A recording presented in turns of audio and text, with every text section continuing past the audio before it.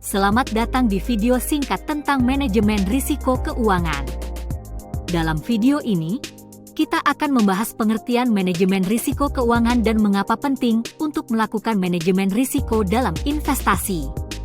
Manajemen risiko keuangan adalah proses mengidentifikasi, menganalisis, dan mengelola risiko keuangan yang mungkin terkait dengan investasi. Dalam investasi, risiko keuangan adalah risiko kerugian yang terkait dengan fluktuasi harga pasar dan kondisi ekonomi. Mengapa penting untuk melakukan manajemen risiko dalam investasi? Karena risiko keuangan tidak dapat dihindari, namun dapat dielola. Dengan melakukan manajemen risiko keuangan, investor dapat mengurangi risiko keseluruhan portofolio mereka dan meningkatkan kinerja investasi mereka. Tahapan dalam manajemen risiko keuangan meliputi identifikasi risiko, evaluasi risiko, pengembangan strategi, implementasi strategi, monitoring, dan evaluasi kembali. Dalam identifikasi risiko, investor harus mengidentifikasi risiko yang mungkin terkait dengan portofolio investasi mereka.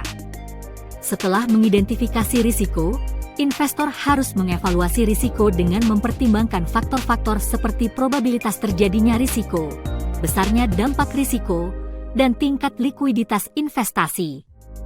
Berdasarkan penilaian risiko, investor harus mengembangkan strategi yang sesuai untuk mengurangi risiko keseluruhan portofolio. Strategi dapat meliputi diversifikasi portofolio, hedging, stop loss order, analisis teknis dan fundamental, dan penilaian risiko. Setelah mengembangkan strategi manajemen risiko yang sesuai, investor harus mengimplementasikan strategi tersebut dengan melakukan perubahan pada portofolio investasi mereka.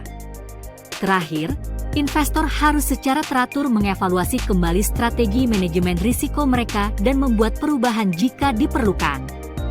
Ini akan membantu memastikan bahwa strategi manajemen risiko masih relevan dan efektif. Itulah sekilas tentang manajemen risiko keuangan.